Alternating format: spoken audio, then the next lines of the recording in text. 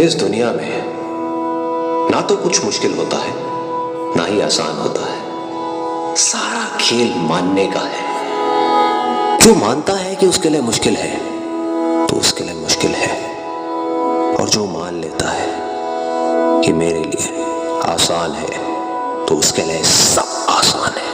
सब आसान है। सब आसान है।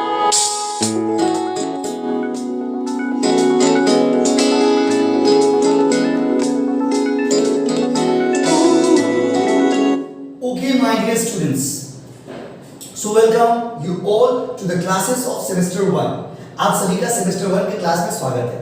क्लास को हम लोग स्टार्ट करते वक्त आज का हम लोग का टॉपिक है बिजनेस लॉ। तो बिजनेस लॉ से रिलेटेड कुछ बात मैं आपको बताना जरूरी समझता हूं, जो मैं आपको अभी पहले बताऊंगा, फिर हम लोग क्लासेस को टॉपिक वाइज स्टार्ट करेंगे।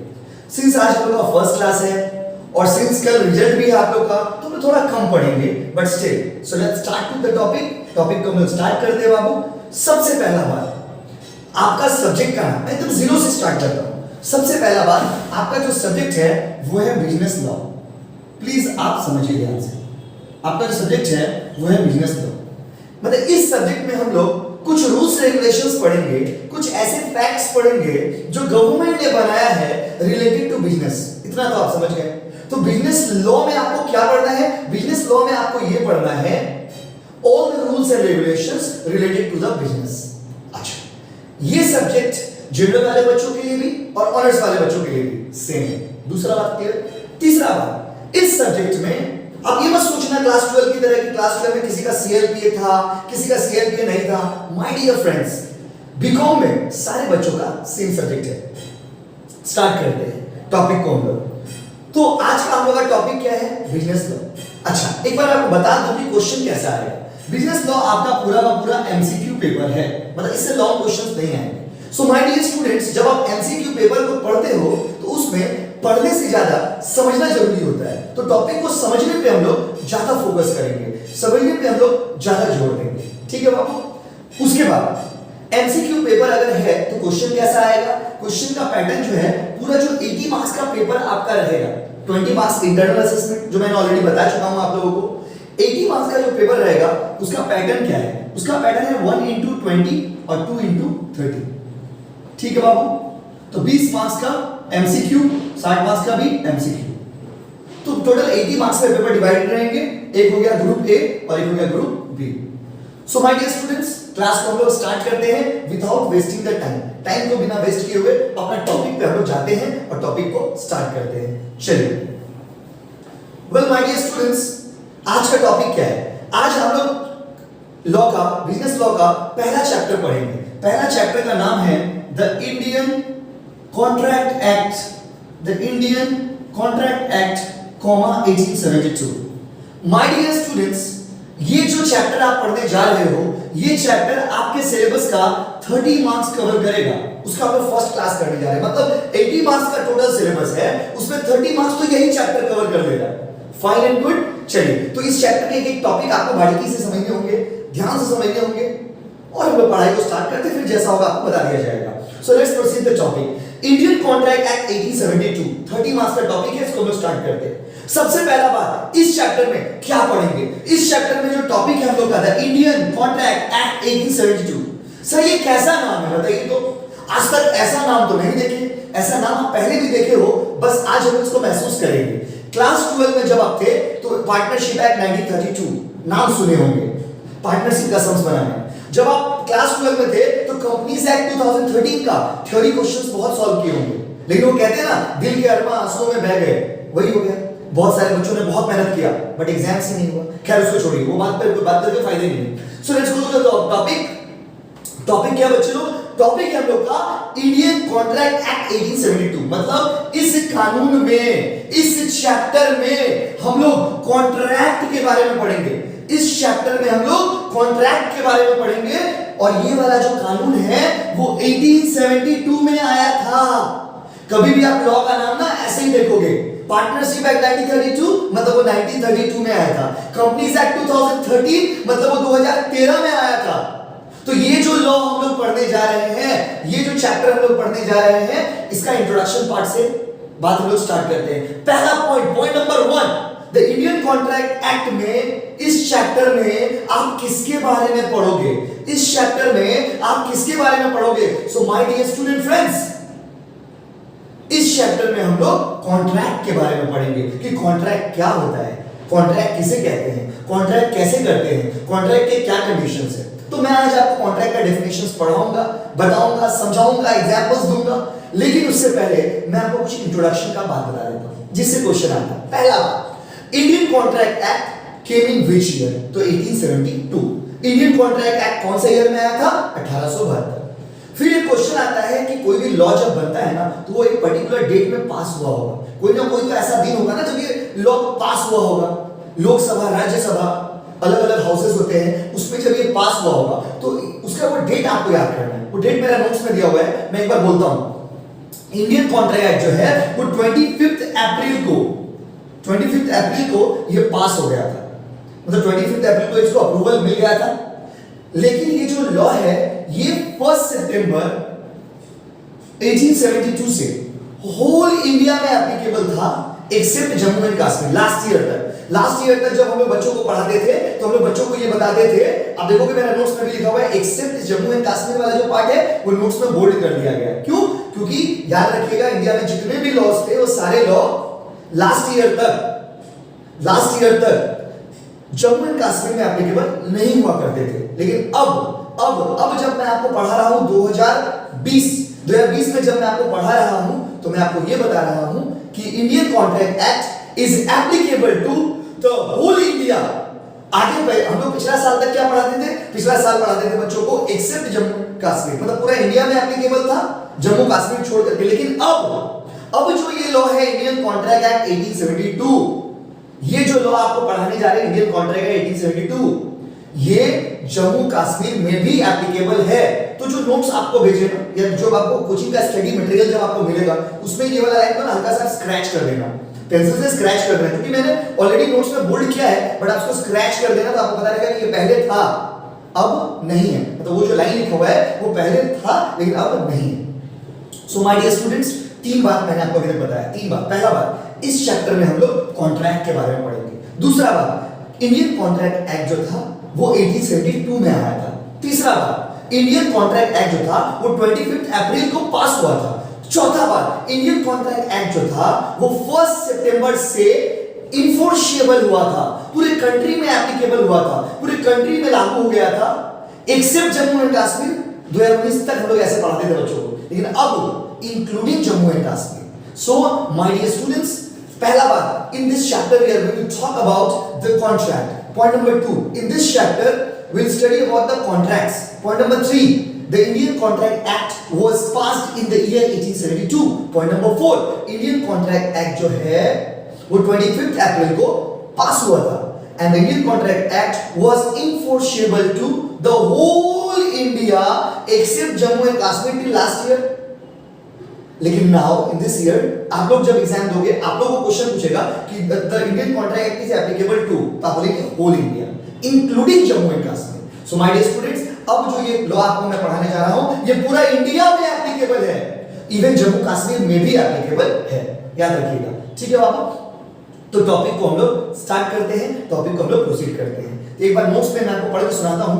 नोट्स में जो लाइन लिखा हुआ है उसको मैं रीड करता हूं आपके लिए कि नोट्स में क्या लिखा हुआ है। चलिए, फिर मैं कॉन्ट्रैक्ट के बारे में बताऊंगा। ऑनलाइन क्लास, चलिए क्या लिखा हुआ नोट्स में मैं पढ़ के सुनाता हूं, ठीक है। देखिए, पीडीएफ मैंने सबको भेज दिया, आप रीडिंग कर लेना। The law of contract deals with agreement which can be enforced through the court of law. बोला है ये जो चैप्टर है इसमें हम लोग कॉन्ट्रैक्ट्स के बारे में पढ़ेंगे। ये लाइन का मतलब मैं आपको चैप्टर कॉन्ट्रैक्ट का डेफिनेशन पढ़ाने के बाद बताऊंगा। उसका बोला था Indian contract act which was passed on 25 April 1872 came into force with effect from 1 September 1872 and it applies to the whole India. बस करिए साहब, यहीं तक आपको याद करना है। उसके बाद का जो लाइन है उसको आप स्क्रैच कर देंगे। जब आपको स्टडी मटेरियल कोचिंग का मिलेगा ना उसको आप स्क्रैच कर देंगे, मतलब हल्का सा लाइन टान देंगे कि ये वाला लाइन पहले होता था अब नहीं है। ठीक है बाबू, चलिए अब सवाल है कि क्या पढ़ेंगे। अब कॉन्ट्रैक्ट का मतलब जानने का कोशिश करेंगे, सिर्फ पेज 1 आपको पढ़ाएंगे आज। अब हम लोग कॉन्ट्रैक्ट के बारे में जानने का चेष्टा करेंगे, हम लोग कॉन्ट्रैक्ट का मीनिंग जानने का कोशिश करेंगे कि कॉन्ट्रैक्ट किसको बोलते हैं। चलिए माय डियर स्टूडेंट्स, कॉन्ट्रैक्ट का मीनिंग जानने से पहले स्टेप बाय स्टेप कुछ वर्ड्स का मीनिंग आपको जानना पड़ेगा, तब आप कॉन्ट्रैक्ट के बारे में समझ पाओगे। चलिए स्टार्ट करते हैं। कॉन्ट्रैक्ट को जानने से पहले जो सबसे पहला वर्ड मैं आपको पढ़ाने जा रहा हूं वह है प्रपोजल। प्रपोज करना मैं आपको बताऊंगा कि how to propose, what is the meaning of proposal, how do you propose, propose करने का मतलब क्या होता है, प्रपोज कैसे करते हैं, प्रपोज किस तरह से करना चाहिए, ये सब सिखाएंगे। अच्छा आप वो वाला प्रपोज सोचते क्या? ना ना ना बाबा, गलत बात, तौबा तौबा, उल्टा पुल्टा चीज मत सोचिए। हियर प्रपोजल मींस व्हाट, तो लॉ में क्या बोला गया सुनिए। लॉ कहता है कि proposal is the situation, proposal का दूसरा नाम है ऑफर करना। तो लॉ में बोला गया है कि proposal is the situation when one party offer something to another party with the purpose of knowing the intention of other party. फिर से बोलिए थोड़ा हिंदी में, जब एक आदमी दूसरे आदमी को कोई भी चीज ऑफर करता है उसका इंटेंशन जानने के लिए, इसको बोलते हैं प्रपोजल। जब एक आदमी दूसरे आदमी को कोई भी चीज ऑफर करता है उसका इंटेंशन जानने के लिए, इसको बोलते हैं प्रपोजल। थोड़ा और अच्छे से सुनिए। एग्जाम्पल, सपोज मैंने आपसे कहा, जो बच्चे हमारे वीडियो को देख रहे हैं, मैंने आपसे कहा कि will you buy my car, मैंने आपसे कहा कि क्या आप मेरा कार खरीदेंगे, मतलब मैंने आपको प्रपोज कर दिया। अगर मैंने आपसे कहा कि क्या आप मेरा कार खरीदेंगे, मैंने आपको प्रपोज कर दिया, पहला सिचुएशन। दूसरा सिचुएशन, मैंने आपसे कहा कि क्या आप मेरा घर खरीदेंगे, मैंने आपको प्रपोज कर दिया। मैंने आपसे कहा क्या आप मेरा ये सोना का मार्कर, सोना नहीं है दोस्त, बुरा मत मानिएगा, कि मैंने आपसे कहा कि क्या आप ये सोना का मार्कर खरीदेंगे, मैंने आपको प्रपोज कर दिया। What is the meaning of the word proposal? So in law, in the language of law, proposal is the situation. Proposal एक ऐसा situation है जब एक आदमी दूसरे आदमी को कोई भी चीज ऑफर करता है उसका व्यू जानने के लिए, उसका एसेंट जानने के लिए, उसका इंटेंशन जानने के लिए कि वो आदमी क्या सोचता है। जैसे एग्जांपल दे रहे, आई सेड, एग्जांपल दे रहे, मान लीजिए मैंने आपको कहा कि will you go in outing with me, मैंने आपको कहा कि क्या आप मेरे साथ आउटिंग पे जाओगे, क्या आप मेरे साथ घूमने जाएंगे, बताइएगा कमेंट में आप, क्या आप मेरे साथ घूमने जाएंगे। या तो आप यस बोलोगे या तो आप नो बोलोगे, लेकिन मेरा पर्पस क्या था, मेरा पर्पस था आपका इंटेंशन जानना, आप हाँ बोलते हो या ना बोलते हो। So whenever you propose anyone, whenever you put any proposal, proposal is the situation when one party offers something to someone with the purpose of knowing the intention of other party। जब एक आदमी दूसरे आदमी को कोई भी चीज offer करता है उसका इंटेंशन जानने के लिए, इसको बोलते हैं प्रपोज करना, इसको बोलते हैं प्रपोजल देना। सो द मोमेंट आई से will you buy my car, it's a proposal. The moment I say will you buy my mobile phone, it's my proposal. The moment I say will you buy my marker, it's my proposal. So जब मैं किसी व्यक्ति को कहता हूं कि क्या आप मेरा सामान खरीदोगे, मेरा पर्पस है उस इंसान का इच्छा जानना, उस आदमी का इंटेंशन जानना कि वो आदमी क्या सोचता है, इसको बोलते हैं proposal. I hope you are getting my point. अब मैं नोट्स में जो लिखा हूं वो पढ़ के आपको सुनाता हूं तो आपको रीडिंग करने में सुविधा होगा। देखिए नोट्स में मैंने क्या लिखा है, तो नोट्स में मैंने लिखा है कि proposal when something is offered to someone with the purpose of knowing the intention of the other party, this is known as proposal। ये मेरा ओन लैंग्वेज का डेफिनेशन है। प्रपोजल के बाद क्या होता है, तो सपोज मैं एग्जांपल देता हूं, मैंने मान लीजिए, मैंने एग्जांपल दे रहा हूं, मैंने मान लीजिए आपसे कहा, आपसे मतलब आप लोगों से, मैंने आपसे कहा कि will you buy my car, क्या आप मेरा कार खरीदोगे, मतलब मैंने आपसे क्या कर दिया बताइए, मैंने आपको प्रपोज कर दिया। देखिए सुबह सुबह प्रपोज कर रहे, मना मत करिएगा, सुबह सुबह आपको प्रपोज कर रहे, मना मत करिएगा। Will you buy my car, क्या आप मेरा कार खरीदोगे। अब यहाँ पे दो सिचुएशन जनरेट होगा, या तो आप यस कहोगे या तो आप नो कहोगे। बताइए तीसरा कोई सिचुएशन है क्या, या तो आप यस कहोगे या तो आप नो कहोगे। अगर आपने यस कह दिया, अगर आपने यस कह दिया तो ये बन जाएगा प्रॉमिस।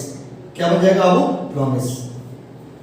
तो प्रॉमिस का डेफिनेशन क्या बोला गया लॉ में, देखो आप लोग, हम लोग आज तक क्या समझते आए हैं, प्रॉमिस मतलब वादा किया तो निभाना पड़ेगा। दोस्त हर जगह छोटा सोच मत रखिए, वादा किया तो निभाना पड़ेगा, अरे nothing like that. Here promise means what? Here promise means it is the situation when proposal is accepted। अगर प्रपोजल एक्सेप्ट हो जाए, अगर प्रपोजल एक्सेप्ट हो जाए तो वो प्रॉमिस बन जाएगा। So proposal when accepted becomes the promise. मैंने आपसे कहा कि क्या आप मेरा मानकर खरीदोगे, आपने कहा यस, आपने कहा यस, तो ये हो गया प्रॉमिस। आपने कहा यस तो ये क्या हो गया, प्रॉमिस। मैंने प्रपोजल में आपको कहा कि क्या आप मेरा गाड़ी खरीदोगे, आपने कहा यस, तो ये हो गया प्रॉमिस।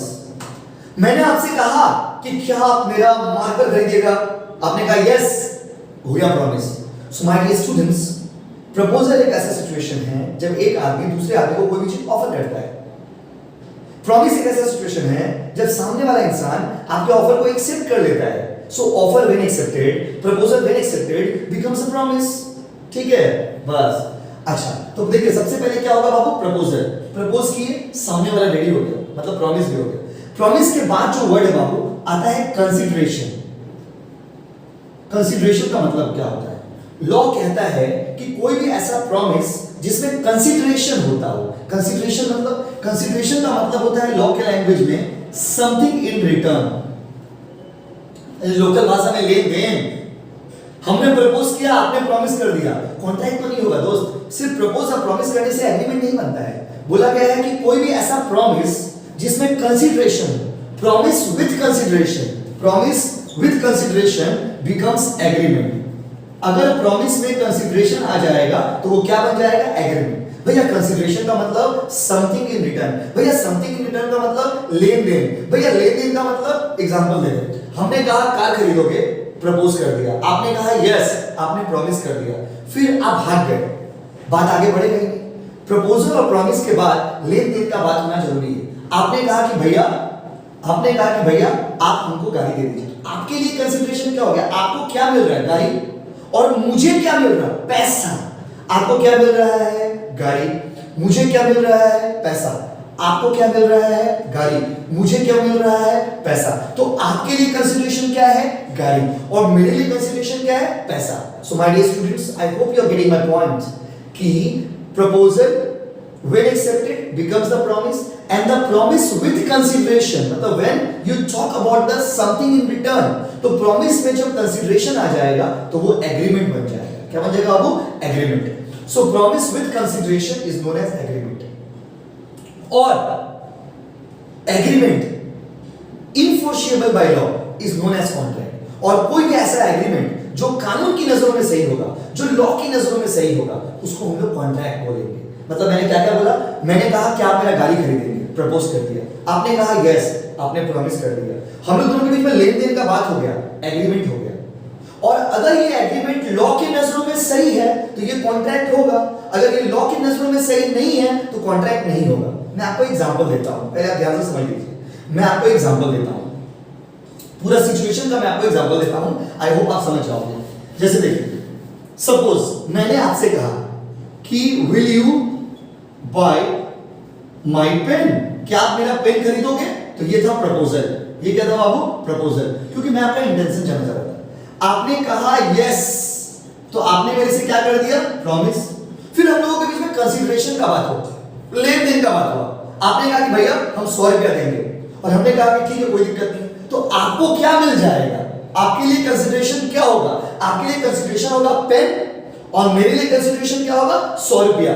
तो हम लोगों ने कंसीडरेशन भी आ गया, लेन देन का भी बात कर लिया। अगर हम लोगों ने लेन देन का बात कर लिया तो वो क्या बन गया बाबू, एग्रीमेंट। लेकिन अब ये लॉ देखेगा, मतलब कानून, जो कोर्ट ऑफ लॉ है, वो देखेगा कि ये जो एग्रीमेंट हम लोग किए हैं ये कुछ गलत तो नहीं है, कुछ गलत काम तो नहीं है। अगर आपका एग्रीमेंट कानून की नजरों में सही है तो वो क्या बन जाएगा बाबू, कॉन्ट्रैक्ट। तो कॉन्ट्रैक्ट का डेफिनेशन क्या है, कॉन्ट्रैक्ट का डेफिनेशन है any agreement enforceable by law is known as contract. कोई भी एग्रीमेंट जो कानून की नजरों में सही है उसे हम लोग कॉन्ट्रैक्ट कहते हैं। ठीक है माय डियर स्टूडेंट्स, कोई भी एग्रीमेंट जो कानून की नजरों में सही है उसको हम लोग क्या कहते हैं, कॉन्ट्रैक्ट। अभी पिक्चर बाकी है, अब डेफिनेशन एक बार नोट से पढ़ के सुनाते हैं आपको। देखिए आइए बच्चों, नोट्स में क्या दिया हुआ देखिए। नोट्स में मैंने लिखा है proposal when accepted becomes the promise, any promise with consideration is known as agreement. कोई भी प्रॉमिस जिसके साथ कंसीडरेशन आ जाएगा तो वो क्या बन जाएगा, एग्रीमेंट। और any agreement which is enforceable by law is known as contract.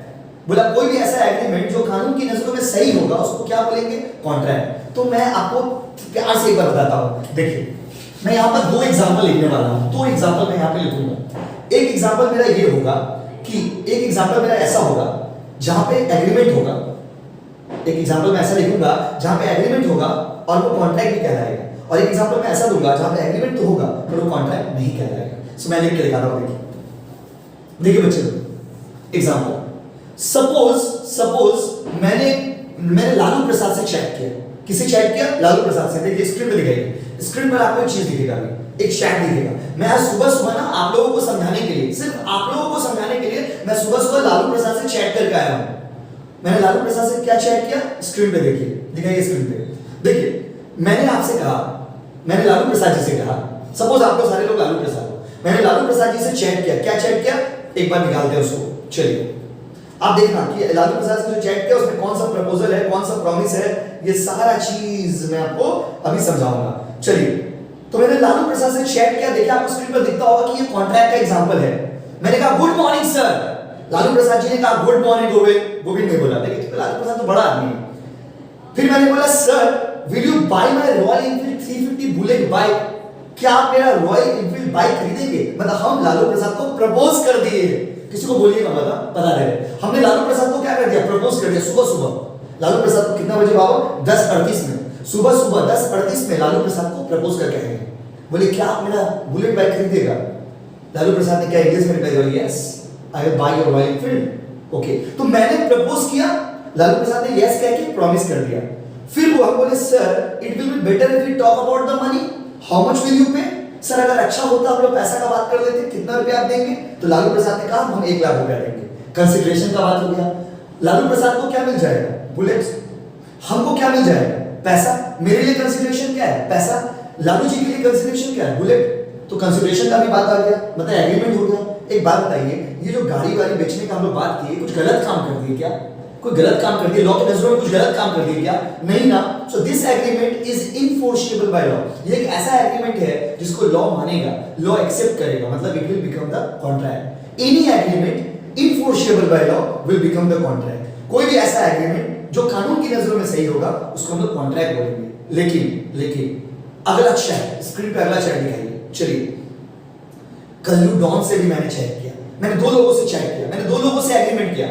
Lalu Prasad से जो मैंने एग्रीमेंट किया ना वो मेरा कॉन्ट्रैक्ट बन गया। पता है क्यों? क्योंकि वो कानून की नजरों में गलत नहीं है, मैंने कोई गलत बात नहीं किया लालू प्रसाद से।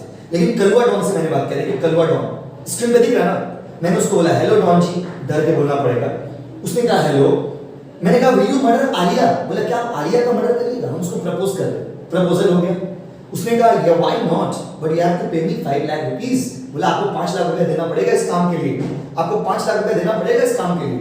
मैंने कहा ओके आई विल पे। देखिए तो मेरे लिए कर दे। इसने क्या बोला? Okay I will give you the diet pick of Alia. बोले मैं बोला है मैंने आलिया का डाइट पिक, मतलब आलिया का मरा हुआ फोटो जो है मैं आपको भेजूंगा। तो मेरे लिए आलिया का मरना मेरे लिए कंसिडरेशन हो गया, और डॉन के लिए कंसिडरेशन क्या हो गया? 5 लाख रुपया। तो एग्रीमेंट भी बन गया। लेकिन एक बात बताइए, क्या ये एग्रीमेंट लॉ एक्सेप्ट करेगा? चोरी करना, डकैती करना, मर्डर करना, ये सब चीज लॉ एक्सेप्ट करेगा क्या? नहीं करेगा। और अगर लॉ एक्सेप्ट नहीं करेगा मतलब ये कॉन्ट्रैक्ट नहीं होगा। तो देखिए कलुआ डॉन से जो मैंने चैट किया वो एग्रीमेंट तो है पर कॉन्ट्रैक्ट नहीं है, और लालू प्रसाद से जो मैंने चैट किया वो एग्रीमेंट भी है और कॉन्ट्रैक्ट भी है। सो इससे क्या पता चलता है? इससे ये पता चलता है कि all agreements are not contract. हर एग्रीमेंट कॉन्ट्रैक्ट नहीं हो सकता। मैंने आपसे कहा कि क्या आप अपने दोस्त के घर में डकैती करोगे? आप रेडी हो गए, पैसा लेन देन का बात भी हो गया, बट ये कानून की नजरों में गलत है ना बाबू। तो ये एग्रीमेंट तो है पर कॉन्ट्रैक्ट नहीं होगा। So all agreements are not contracts, याद रखिएगा माय डियर स्टूडेंट्स। अब मैं पढ़ के सुनाता हूं नोट्स वाला पार्ट आपको।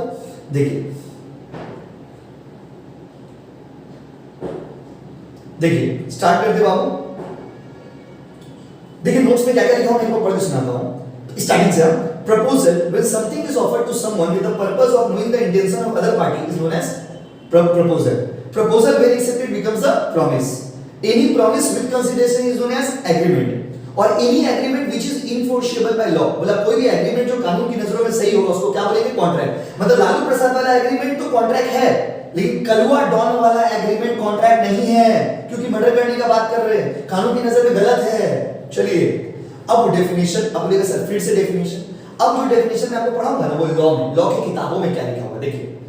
पहला है section 2 subsection H of the Indian contract act. Indian exam में क्वेश्चन पूछेगा कि इंडियन कॉन्ट्रैक्ट एक्ट का डेफिनेशन कौन सा सेक्शन में दिया हुआ है, तो आप बोलेंगे सेक्शन 2 सबसेक्शन एच, वो जो ब्रैकेट में उसको सबसेक्शन बोल के रीडिंग करेंगे हम लोग। तो section 2 subsection H of the Indian contract act provides any agreement enforceable by law is contract. अब जो डेफिनेशन आपको पढ़ा रही है एकदम लॉ की किताब में ऐसे लिखा हुआ मिलेगा कि कोई भी ऐसा एग्रीमेंट जो कानून की नजरों में सही है उसको क्या बोलते हैं, कॉन्ट्रैक्ट। उसके बाद सेक्शन 2E डिफाइंस एग्रीमेंट। से पूछेगा आपसे कि एग्रीमेंट का डेफिनेशन कौन सा सेक्शन में है, तो आप बोलेंगे सेक्शन 2E। अरे क्राइम पेट्रोल नहीं देखते क्या, क्राइम पेट्रोल साधारण इंडिया, धारा इतना धारा उतना, वही धारा का बात कर रहे हैं लोग। तो सेक्शन 2E, तो 2H में कॉन्ट्रैक्ट का डेफिनेशन है, 2E में एग्रीमेंट का डेफिनेशन है। एग्रीमेंट का डेफिनेशन लॉ की किताबों में क्या लिखा हुआ है, every promise and set of promise, बोला हर वो प्रॉमिस या promises forming the consideration for each other, बोला हर वो प्रॉमिस जिसके साथ कंसीडरेशन होता हो, लेन देन का बात होता हो, उसको हम लोग एग्रीमेंट बोलेंगे। वही तो ऊपर में आपको पढ़ाएंगे। याद रखिएगा एमसीक्यू में ये सब रट्टा मारना नहीं है, बस हाँ सेक्शन याद कर लीजिएगा कि कौन सा सेक्शन में कौन सा बात कहा गया, क्योंकि सेक्शन वाले क्वेश्चंस एग्जाम में पूछते हैं, लेकिन डेफिनेशंस आपको रटना नहीं है, बस समझना है, एमसीक्यू पेपर है। उसके बाद आइए, to understand the above definition following concept are significant, बोला ये जो एग्रीमेंट और कॉन्ट्रैक्ट का डेफिनेशन को पढ़ने के लिए दो कॉन्सेप्ट जानना जरूरी है, सेक्शन 2 और ए और बी। सेक्शन 2 में ए में किसके बारे में लिखा हुआ है, अच्छा नोट्स जब आपको मिलेगा ना तो कुछ लिखा ना 2A और बी, सेक्शन 2 सबसेक्शन ए और ब्रैकेट उसके बाद बी लिखो ना, बी को काट दीजिएगा, बी गलत से मिस्टेक से टाइपिंग हो गया। सेक्शन 2A में प्रपोजल का डेफिनेशन दिया हुआ है। प्रपोजल का डेफिनेशन लॉ के बुक में कितना हार्ड लिखा हुआ देखिए, व्हेन वन पर्सन, जब एक आदमी सिग्निफाइज कहता है अनदर दूसरा आदमी को हिज विलिंगनेस अपना इंटरेस्ट टू डू और to abstain from doing something anything with a view to obtain the assent of that to such act or abstinence he is take to make a proposal। मतलब जब एक आदमी दूसरा आदमी को अपना इच्छा जाहिर करता है, उसका इच्छा जानने के लिए, कोई काम करने के लिए, टू डू समथिंग और एब्सटेन फ्रॉम डूइंग मतलब कोई काम मना करने के लिए। जैसे एग्जांपल आपको हम कोई काम करने बोल रहे हैं वो भी प्रपोजल है, कोई काम करने से मना कर रहे हैं वो भी प्रपोजल है। जैसे मान लीजिए हम आपको बोले कि मेरा घर का सामने दुकान मत लगाइए, आपको हम 2 लाख रुपए देंगे, ये भी एक प्रपोजल हो गया। तो proposal can be positive can be negative. कोई काम करने के लिए बोलते हो वो भी प्रपोजल है, कोई काम करने से मना कर रहे हो वो भी एक तरह का प्रपोजल है। तो बोला है जब एक आदमी दूसरा आदमी को कोई भी चीज ऑफर करता है, कोई काम करने के लिए या कोई काम नहीं करने के लिए, उसका इंटेंशन जानने के लिए, इसको हमें बोलते हैं प्रपोजल। उसके बाद again the term promise has been defined in section 2 subsection B, when the person to whom proposal is made signifies his assent, assent मतलब approval, thereto the proposal is said to be accepted, proposal when accepted becomes the promise। देखिए definition मैंने आपको 2 तरह का definition पढ़ाया। पहला मैंने अपना डेफिनेशन आपको पढ़ाया जो मैंने खुद से लिखा है, उसके बाद मैंने आपको बुकिश डेफिनेशन पढ़ाया जो लॉ की किताबों में लिखा हुआ है। तो बात मीनिंग तो दोनों का एक ही है। सो माय डियर स्टूडेंट्स, आपको याद करना है कि सेक्शन 2H किसको डिफाइन करता है, सेक्शन 2E किसको डिफाइन करता है, सेक्शन 2A में किसका डेफिनेशन है, सेक्शन 2B में किसका डेफिनेशन है, ये सेक्शन याद कर लीजिएगा। और आज के क्लास के लिए उसके बाद जो है आप देखो एक चार्ट बना हुआ, डायग्राम बना हुआ। डायग्राम में क्या लिखा हुआ है कि सबसे पहले हम लोग प्रपोज करेंगे। सबसे पहले क्या होगा, प्रपोजल। प्रपोजल अगर एक्सेप्ट हो जाएगा तो क्या बन जाएगा, प्रॉमिस। प्रॉमिस में कंसीडरेशन आ जाएगा तो क्या बन जाएगा, एग्रीमेंट। और एग्रीमेंट अगर कानून की नजरों में सही है तो क्या हो जाएगा, कॉन्ट्रैक्ट। और याद रखिएगा हर एग्रीमेंट कॉन्ट्रैक्ट नहीं होता है। All agreements are not contract, but हाँ ऑल कॉन्ट्रैक्ट्स आर एग्रीमेंट। हर एग्रीमेंट कॉन्ट्रैक्ट नहीं होगा, क्योंकि मैंने क्या बोला, लालू प्रसाद वाला एग्रीमेंट कॉन्ट्रैक्ट था, लेकिन करुआ डॉन वाला एग्रीमेंट तो था पर कॉन्ट्रैक्ट नहीं था। सो माय डियर स्टूडेंट्स, क्या क्या मैंने पढ़ा, प्रपोजल जब आप किसी को ऑफर करते हो उसका इंटेंशन जानने के लिए प्रपोजल, अगर वो एक्सेप्ट कर ले तो प्रॉमिस, लेन देन का बात किए कंसीडरेशन, तो वो क्या बन जाएगा, एग्रीमेंट। और एग्रीमेंट अगर कानून की नजरों में सही है तो वो क्या बन जाएगा, contract. So thank you so much my dear students for today. आज हम लोग यहाँ तक पढ़े हैं, आप पूरा बढ़िया से रीडिंग करिए। रीडिंग करने के बाद आपको कोई भी डाउट होता है तो प्लीज मुझे व्हाट्सएप पे पूछिए। थैंक यू सो मच बच्चे लोग, और इसको बेसिक से बेसिक शेयर करिए, क्योंकि अपने फ्रेंड्स को भी जानने में हेल्प करिए। थैंक यू सो मच बच्चे लोग, थैंक यू सो मच।